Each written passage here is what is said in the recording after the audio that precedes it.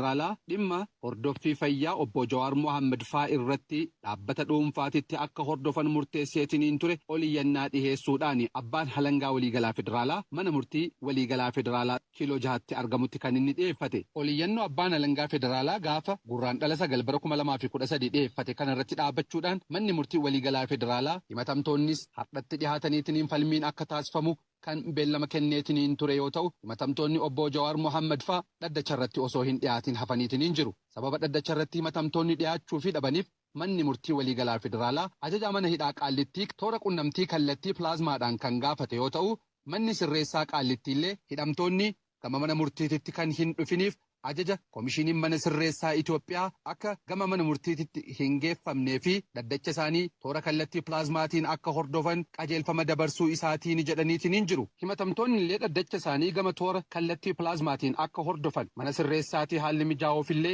qaamaan dhaquu malee toora kallattii pilaazmaatiin dhaddacha hordofuu hin barbaannu jedhanii diduu isaanii illee dubbatan ajajaan mana sirreessaa qaallittii kuni. Abukaatoon himatamtootaa dhaddacha irratti argaman himatamtoota bakka bu'uudhaan falmii akka geggeessan kan ajaje manni murtii waliigalaa federaalaa yaada gama lameeniyyuu caqaseetiniin jira. Abbaan halangaa federaalaallee qabxilee falmii isaa akkanaan kaasuu dubbatu. Abukaatolee obbo Jawaar Mohaammed faa keessaa tokko kan ta'an obbo Mohaammed Jimaa. Kan isaan komiira dhiyeessanii tokkoffaa mootummaatu yaaluu qabaa kan jedhu kaasan. UN Standard of Minimum Rules for the Treatment of Prisoners kan jedhu jedhama. Mandela Rules jedhama. Isa caqasaniitiin akkasumas seera mootummaa kenna caqasanii akkasumas seera ittiin bulmaata manneen sirreessaa federaala caqasaniitiin nama to'annoo seeraa jala oolee fi mootummaatu yaala dhiyeessa malee dhuunfatti yaalamuu hin qabu.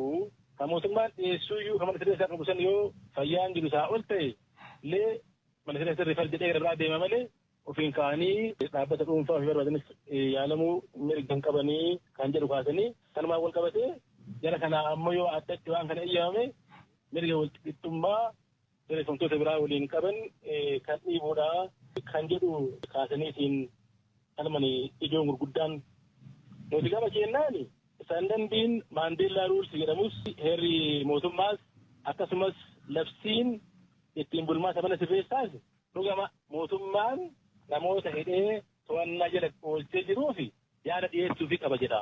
Dirqama mootummaan qabu nama hidhe tokkoo fi nama hidhe tokko hanga hidhe sigala jirutti namni kun si biraa baay'ee gaddeemaa waan hin jirreef waan itti yaalatin hojjetaallee waan hin jirreef fayyaa isaa eegi yaachisi jedha. Dirqama mootummaa ibsa. Hidhamaaf ammoo mirga malee dirqamaa miti. Mirga itti fayyadamuuf dhiisuu dandeettaati. Mootummaan tajaajila bu'uuraa isa xiqqaa dhiyeessi jedhanii kun nama hundaafuu dhuga dirqama mootummaa irra kaa'ee jira.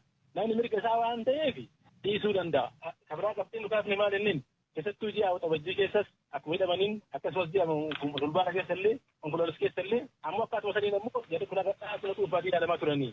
Yeroo kana abbaan alangaa hin argaa. Dhaddacha illee mormu hidhee jira.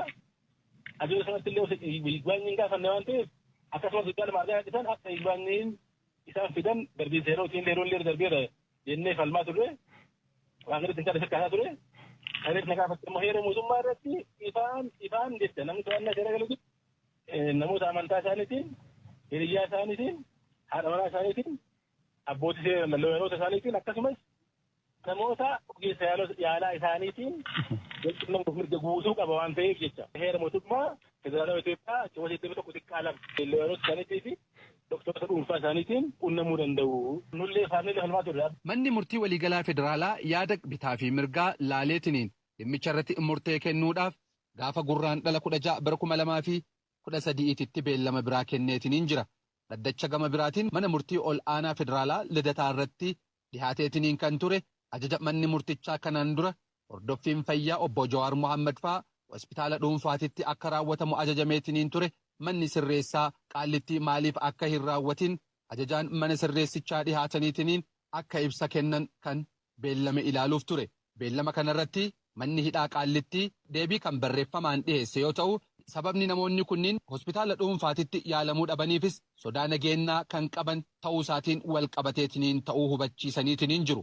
Manni murtii gama isaatiin ajajaan mana hidhaa qaallittii ofiidhaa dhiyaateetiniin qaamaan dhimmicha akka hubachiisu qajeelfamni kenname malee barreeffamaan akka deebii kennan waan hin taaneef ajaja mana hidhaa qaallittii maqaadhaan dhayuudhaan gargaara koomishinaraa Girmaa Adaree gaafa gurraandhala 16 bara 2013 mana murtii ol aanaa federaalaa dhaddacha lidataa irratti dhihaataniitiniin maaliif obbo Baqqala Garbaafaa hospitaala dhuunfaatitti yaalamuu dhaban deebii akka irratti kennan beellama biraa jijjiirraadhaan kenneetiin jira. Gama biraatiin ammoo dhimma hidhamtootaa kanarratti ibsa kan kennan hoggantuun gargaarsa namoomaa Ameerikaa yookaan USAID Samantha Power obbo Baqqala Garbaafaa dabalateetiin hoggantoonni siyaasa Oromoo hidhaa keessatti lagannaa nyaataa guyyaa 23ffaa irra jiran dhimmi isaanii akka isaan yaaddeesse ibsaniitiin jiru. Dhimmi haala waldhaansa fayyaa isaanii mootummaa Itoophiyaatiin caalmattiyyuu akka hammaa taasifamaatiin jira kan jedhan Samantha Power hidhamtoota kanneen dhibeen isaanii guyyaa guyyaadhaan itti cimaatiin jira jedhan. Mootummaan Itoophiyaallee kana caala barfateetiin rakkoon hammaataan gama biraa osoo hin dhufin cicha qabateerraa akka yaada isaa jijjiirullee Samantha Power hubachiisanii jiru. Gabaasa sagalee Ameerikaatiif Muktaar Jamaal Finfinneerraa. Mani murtii waliigalaa federaalaa oliyyannoo abbaan alangaa ajaja dhuunfaa obbo Jawaar Mohaammed faaf kennan mormuuf dhiyeessirraatti yaalii dhageeffachaa ture.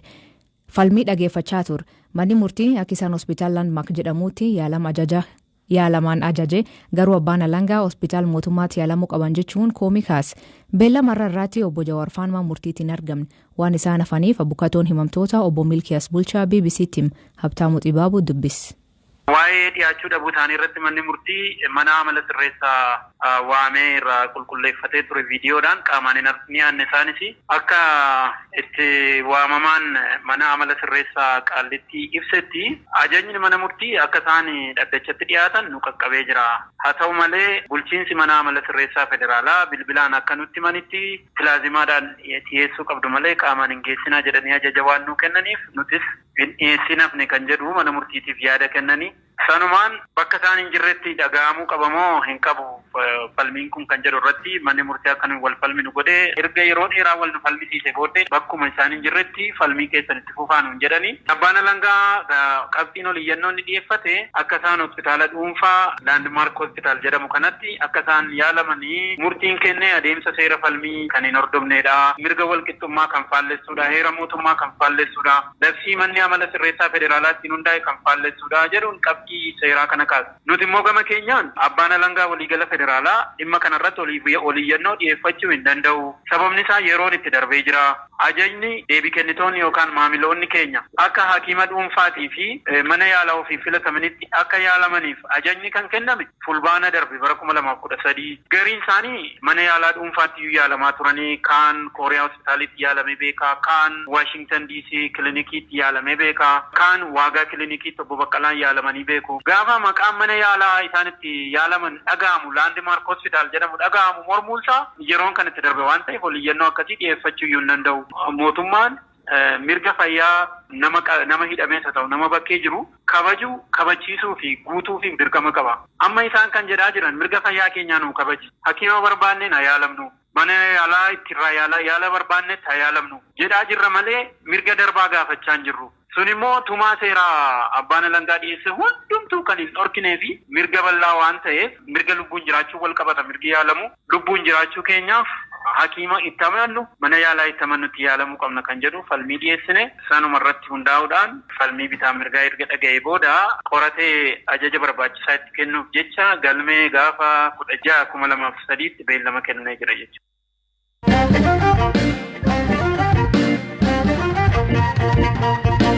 Itoophiyaa keessatti gatii meeshaalee dabaluun nyaataaf dhugaatii bitachuuf dandeettii dhabuu jirraa jetti lammiileen. Gatii meeshaalee guyyuutti fayyadaman kan timaatimii saliidiif boba'aa garmalee darame jireenyi hammaachaa jiraa jetti jiraatotni magaala garaagaraa irra dubbifne. Namooti daldala sabab meeshaan qaalii ta'eef waan hin beekneef falmii uummata deebisuu dadhabnee hojii dhiisuuf ejjinaa jedhan.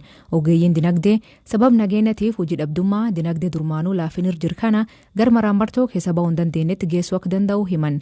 Qalaa'insi jireenyaa maaltu fidee furmaatii isaa maali namoota garaagaraa dubbifne. Zilaalem Taadessaatti sanii dhiyeesse. Waan hundinuu dabaleeti jira. Humna keenya ol ta'eeti jira yeroo ammaa. Doolaarri kan dabalee wantoota biraa irratti garuu gabbu'ee nyaataa fi dhugaatii irratti dabaluu waan hin qabneetu yeroo ammaa dabalee jira beekta. Kun sagalee aadde Shirkaa Ahmed jiraattu magaalaa Hararidha. Magaalaa Hararitti daballeen gatii meeshaalee kan amma dura baratamerraan addaa jedhu humna keenyaan ol irra gaheeras jedhan aadde Shirkaan. Yeroo ammaa qaala'insi jiru haala mitti dabalaati kan inni jiru. Timaatiin qarshii 2 bitaa jiru amma yeroo ammaa 25 kana bitaa jira. Inni qarshii 265 bitamaa jiru amma 430 seeneeti kan inni jiru. Jiraattuun magaalaa Aggaaroo Aaddee Immabeet Kadiris qaala'insi jireenyaa gabaarraa mul'atu waaree duraa fi waaree boodattuu garaagarummaa gatii fiduu eegaleeraa jedhan. Haalli jiru ammaataadha. Rakkoon mootummaa biratti jira.